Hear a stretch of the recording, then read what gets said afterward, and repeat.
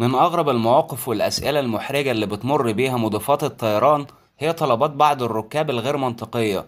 يعني مرة واحد بيقول للمضيفة بلغ الكابتن بلاش يرتفع بالطيارة لفوق علشان زوجتي عندها فوبيا من المرتفعات، والغريب إن هو بيتكلم بجد.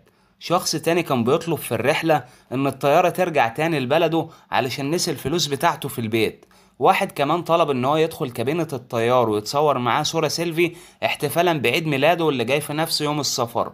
شخص تاني حب يوصل أسرع من الطيارة فقام فتح باب الطوارئ، وساعتها تسبب في هبوط اضطراري للطيارة وخسر الشركة بتاعة الطيران مبلغ 16,000 دولار.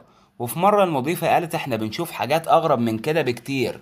واحد جايب معاه بغبغان وعمال يتكلم ويصدع الناس. شخص تاني جايب تمساح صغير وحوت فيه سمك مجفف. وست جايبة معاها عنكبوت في كيس قماش. ده غير الناس المقرفة اللي بترمي حفاظات الأطفال تحت الكراسي. قول لنا في التعليقات ايه أكتر موقف غريب بالنسبة لك. ما تنساش اللايك والاشتراك والمشاركة علشان تدعم القناة. سلام.